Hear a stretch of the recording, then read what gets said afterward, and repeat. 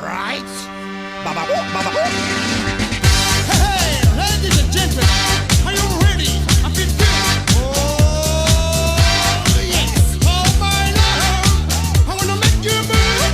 Hey, hey, baby, all night long. My song is back on, baby, and everybody say with me. I gotta be the good baby.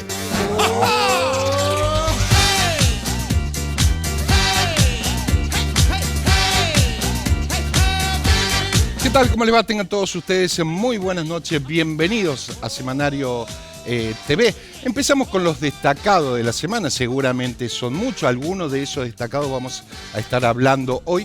Pero empezamos con esta imagen. Un Milei que metafóricamente dice: no doy más información pública. Y esto trae a colación el decreto que termina firmando el presidente, donde restringe aún más la información pública. Pero no se trata de una defensa corporativa de los periodistas o de los medios de comunicación, porque cualquier ciudadano podía, si es que se lo daban con todos los trámites pertinentes, claro está, acceder a esa información pública de que por sí ya era difícil acceder. Y ahora vamos a la siguiente placa, las cosas que se supieron con la ley anterior, con el decreto anterior, sin este decreto que acaba de firmar Milei, las cosas que no hubiéramos sabido. Fíjense, las jubilaciones para los expresidentes, cuando sabemos que la expresidenta Cristina Fernández de Kirchner es la que más termina ganando. El pedido de información sobre el presunto envío de oro al exterior, los viajes de Milei y el dinero gastado en sus viajes, los alimentos guardados en los depósitos de capital del Ministerio de Capital Humano que tiene Sandra Petrovelo, los ingresos a la Quinta de Olivo. Si esto hubiera sucedido con el actual decreto, no sabríamos, por ejemplo, lo que terminó con el escándalo de Alberto Fernández y la violencia de género. Por ejemplo, esto no se va a poder saber más. Y ahora, simplemente como ejemplo, no se hubiera sabido esto. Es un viaje que hizo Milei allá por julio de este año, en el denominado campamento de millonario, multimillonario, donde se juntan todos los dueños de las empresas más grandes del mundo, que por sí está bien, porque seguramente fue a buscar inversiones en ese campamento. Pero fíjate lo que termina gastando en un charter privado. No se hubiera podido saber esto, por ejemplo, que cerca de $400.000 costó ese viaje. Muy bien, dicho este destacado, les paso a comentar que para hoy vamos a estar hablando en el segundo bloque con el vicepresidente del Colegio de Farmacéuticos, con una cuestión muy delicada que ataca básicamente a los jubilados del PAMI. ¿Por qué? Por la gran deuda que tiene el PAMI con las farmacias. Sobre este tema vamos a estar hablando con Diego Miranda, que es el actual vicepresidente. Pero ya en el primer bloque nos vamos a meter a hablar con el escándalo semanal, entre tantos otros, y que tiene que ver con el funcionario, ex concejal, entre otros cargos, que se termina robando algo tan bizarro como es jamón y bondiola, entre otras cosas, pero abordado desde el paraguas legal. Para eso ya lo saludamos a Eduardo Fernández, que no es el ex diputado kirchnerista Eduardo Fernández, sino que es Eduardo Sánchez. Eche esta corrección. ¿Cómo te va, Eduardo? Bien, Gracias un placer. por venir. No, por favor. Decía un poco, lo abordemos un poco porque creo que se explotó la semana hablando del tema y las consecuencias políticas de este escándalo que involucra al ex concejal Kreisman. Lo abordemos de la parte legal, ¿te parece? Bien, por supuesto. ¿Cómo estamos ahí? ¿Qué va a pasar con todo esto? Bueno, ya tomó estado público y eso esa exposición empieza a generar distintas corrientes de análisis. En primer lugar, habría que analizar un poco los antecedentes del caso. Para ponerlo en auto se termina robando fiambre, básicamente, ¿no? Bueno, yo haciendo caso de lo que vos decís, Sí. del amparo de esta protección legal, voy a hablar de la imputación. Sí. Hasta acá, lo que se le imputa, el hecho que se le imputa es un robo, ¿sí? Eso sería un paquete de fiambre, luego amenazas y luego el resistimiento, la resistencia a la autoridad, porque también trasciende que le termina tirando con un frasco de vidrio a uno de los policías que va a prenderlo. Claro, le termina diciendo palabras más, palabras menos, no sabés quién soy yo Básicamente. a los guardias de seguridad. Claro, básicamente. O sea que ese sería el hecho o los hechos que se le imputan. Luego la defensa ya sabemos cómo va, porque también trascendió, cómo va a actuar en eso, va a tratar de aminorar diciendo que no se... Eso es lo que ya se sabe, que pretende establecer el hecho como un hurto y no como un robo. Bueno, eso es un poco discutible, pero la imputación hasta acá por parte de la Fiscalía es de robo. Eso es en cuanto al hecho. Sí. Luego, la otra cosa que tuvo trascendencia desde los propios tribunales fue que parte de la estrategia, y ahí vuelvo a hablar en potencial, sería... Está filmado, o sea, eso existió. No, sí, respecto Después del hecho, podemos sí. buscar los vericuetos de la defensa, que no sabemos, pero... No, bueno, ya el tema trascendió de existió. tribunales que también la defensa plantearía la aplicación del inciso sexto del artículo 59 del Código Penal, esto es, buscar la extinción de la persecución a partir de una de las causales que están descritas ahí en este artículo que te decía, y en ese inciso en particular que permite, digamos, de alguna manera solventar, acomodando las cosas, acomodando las cargas con el agraviado y solventando y reparando el daño, con eso ya extinguir la acción penal. Está previsto, eso desde el año 95, perdón, desde el 2015 se incorpora esta figura y esto tiene que ver con una cuestión de política criminal.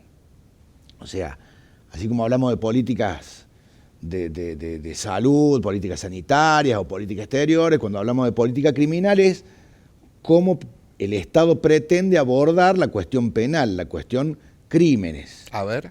Esto es, por un lado, la prevención y luego, por otro lado, luego, cómo se judicializa, cómo se ejecutan las penas, cuál es la direccionalidad que se le da a esas penas, si se busca la reinserción, la resocialización de los reos. Bueno, eso hace, digamos, parte de lo que sería una política criminal. Como te digo, a partir del año 2015 hay esta incorporación, hay una ideología muy presente en ese La gobierno. teoría de Zaffaroni sería, exactamente, entre otras cosas, sí, que sí, es mucho más garantista. Exactamente, exactamente. Lo que busca es, de alguna manera, que tomando como asumido que el Estado no está colapsado porque está sobrepasado en causas y no puede ni prevenir como quisiera, ni reprender. Ni dar contención, ni dar sociabilización. Correcto. Entonces, desde ese punto de vista, lo que se plantea es que a los delitos, digamos, de menor cuantía, de menor importancia, se les dé otra solución para que, de alguna manera, descongestione el aparato judicial. O no colapse. Claro, para que los jueces y fiscales se puedan abocar a atender causas más complejas. Y no solo a la cuestión de calidad del trabajo, que no se pone en duda, sino a la cuestión de la celeridad, por aquello del dicho de que justicia tardía no es justicia. Entonces, si tenemos un promedio en las causas, por ejemplo, las causas federales, que donde se analizan, claro, de promedio tenemos 14 años. En Comodoro Pi tenés 12 jueces nada más, digo. Claro, pero digo, ese tipo de causas tienen un promedio de 14 años hasta que se resuelven. O sea, que imagínate que normalmente ahí vamos a llegar a la primera causa de extinción de la acción penal, que va a ser la muerte del imputado. Como pasó el caso en varios concreto. casos. Sí, el caso concreto de Menem, que aún estando condenado, nunca fue a prisión. Le llegó el fallecimiento primero. Le llegó la muerte primero. ¿Y qué puede pasar a partir de esto con esa teoría? Bueno, eso es una especulación judicial, ¿no? Claro, ya dejó de ser teoría, ¿no? Esto ya está incorporado, ya es ley. Y en tanto que es un derecho reglado por ley, no requiere, digamos, de las leyes que le den procedimiento. Ya una vez que un derecho está reconocido constitucionalmente por una ley, es operativo. Es aplicable, sí. Claro, es operativo. Sí. Ya no depende de leyes procesales que establezcan particularmente cómo ejercitarlo. Ya luego la jurisprudencia irá evolucionando, los jueces irán evolucionando para ver cómo se le da dirección a esto. Ahora, esto de alguna manera es retirar el ámbito público, retirar el Estado, digamos, y dejarlo en el ámbito de lo privado, cuando estamos hablando de delitos. Que no deja de ser menor, o sea... Sí, no, es un delito menor si lo comparamos con otro caso. Lo que pasa es que es un funcionario público, es un funcionario político, etcétera. Ahí adquiere la gravedad del hecho. Porque si hubiera sido Don Pepe a lo mejor o algún otro, no tuviera tanta repercusión, ¿no? Bueno, eso logra mayor trascendencia Claro. en medios y demás. No hace a la causa particularmente, porque si no estaríamos hablando del derecho de autor. Lo que se juzga es el hecho, no la persona. Digo esto desde el ámbito legal, ¿no? O sea, lo que se juzga es el hecho, las condiciones en las que se ejecutan, no la persona que lo ejecuta, porque no se trata de mirar si sos rubiecito, sos morocho, Claro. o si sos funcionario, no sería un agravante, salvo que eso estuviese previamente establecido en la ley, Ahora, y no lo está. sí, escuché, son dos los abogados, uno de los abogados dijo ofrecer, corregime si no es así, una reparación terapéutica. Bueno, lo de terapéutica no lo escuché. Sí escuché lo de la reparación, que como te digo es un derecho que tienes, y vuelvo a decir, es un derecho que tiene el imputado con esa reparación integral, con una conciliación con la víctima Sí. y una reparación, o una reparación integral. Así La lo plantea víctima en la este ley. caso serían los titulares, los dueños del supermercado. Correcto. Sí, correcto. tienen que aceptar, Bueno, no. supuestamente. Bueno, ahí es donde yo entiendo que hay un desbalance, por eso, A ver. estamos hablando de políticas públicas en las que uno puede estar de acuerdo o no. Yo puntualmente en esto no estaría de acuerdo, por cuanto ahí sí tendría en cuenta la persona. Si estamos hablando de una persona que está vinculada al poder, que es funcionario desde el año 88, según se informan los registros de la Caja de Jubilaciones, se entiende que está vinculado al poder y que puede ejercer Sí, alguna influencia. alguna influencia para llegar Sí. a ese avenimiento con la víctima. Sí. Entonces ahí, no sé hasta qué punto hay una paridad, ¿sí?, entre víctima y victimario ¿Por para qué? llegar a un acuerdo. ¿Por qué? Porque si bien la víctima podría incluso poner un querellante y decir, no, yo quiero que la acción continúe más Y allá de no la aceptar, reparación, claro, y la no aceptar reparación. esa conciliación, Sí. también es cierto que, digamos, también ahí se correría el foco, digamos, de atención y se pondría precisamente en la víctima para sojuzgar a la víctima. Ujú. No sé si soy claro en eso. Sí, una es que la víctima, en este caso los dueños del supermercado, acepten esa reparación. De buena gana, De buena gana, o lo deje. o que digan directamente, no me conviene ponerme en contra de... El poder. Correcto. Sí, pero también es otra especulación que corre por mi parte, es decir, aceptar esa reparación que es mínima, estamos hablando de Un paquete de fiambre. 20.000 pesos, Lo que fuera, al lado sí. del volumen que puede llegar a facturar esta empresa, no es nada. Y la otra sería dar el ejemplo. Bueno, voy a ir porque esto me puede venir en contra después, porque cualquiera con ese criterio podría venir y total después lo reparo, etcétera. Bueno, Digo, ahí están las dos teorías, ¿no? Hay lo, una lo que especulación. lo que vos expones es... Un si ejemplo ante- cívico, moral. Claro, si ante el incumplimiento de una norma el imputado tiene el derecho a ofrecer una reparación integral y con eso extinguir la acción penal. Sí, A ver, no quiero cometer tampoco el delito de instigación, pero entonces quiere decir que yo puedo delinquir y luego, en el peor de los casos, si me agarran, si soy sorprendido, infragante, como en este caso, en flagrancia, entonces puedo ofrecer pagando, una reparación pagando, y pagando se acaba ya está. la O sea, persecución. ya no se cuestiona Sí. el tema moral, digamos. O sea, esto es una Ni cuestión- ético, ni mucho menos. No, por supuesto, entonces ya es una Sí. cuestión económica. Y daría la impresión de que eso estuviera direccionado a los delitos, digamos, que tienen recepción en el Código Penal cuando se trata de delitos contra la propiedad, ¿no? O sea, que son más tasables, digamos, los daños. Pero no está cercado a eso. De hecho, esta manera de extinguir la acción penal rige para los delitos contra la propiedad y todos los otros delitos. Tanto Ahora, así sí. las cuestiones impositivas, Sí. por caso. Sí, O sea, si vos no pagás un impuesto y luego te encuentran, pero vos reparás el daño pagando, entonces en definitiva Sí, ¿de qué vale? Eduardo, ¿Dónde está la pena? Se me termina el tiempo, el segundo bloque.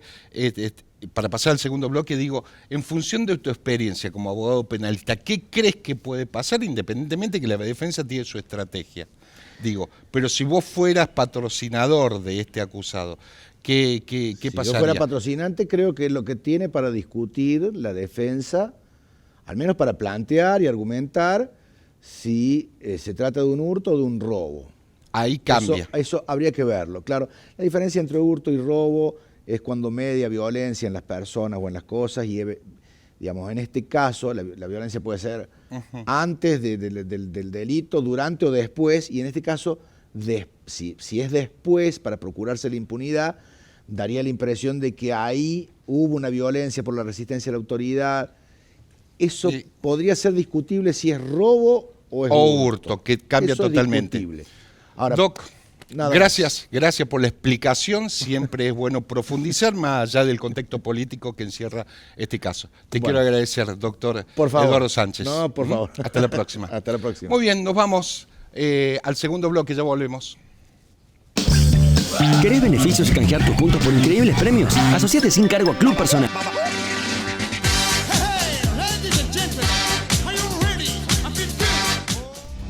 Más obra pública para la ciudad. El intendente Daniel Pacerini firmó el contrato de construcción de un desagüe pluvial a lo largo de la avenida Sagrada Familia. Solucionará problemas históricos de inundaciones por precipitaciones en el sector y permitirá mejorar la seguridad vial y peatonal para vecinos, vecinas y comerciantes de la zona. Estas obras públicas se hacen con empresas que le dan trabajo a la gente, que generan inversiones y que fundamentalmente va a producir un alivio y una remediación de un daño histórico. Estamos llevando soluciones para mejorar y transformar la calidad de vida de todos los cordobeses. Córdoba Capital.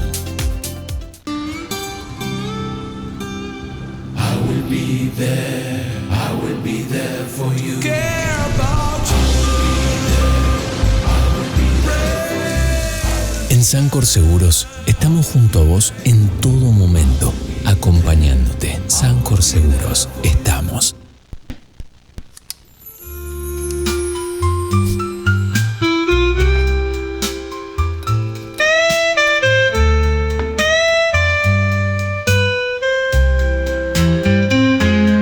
Poné el toque Manfrey a tus comidas. Manfrey.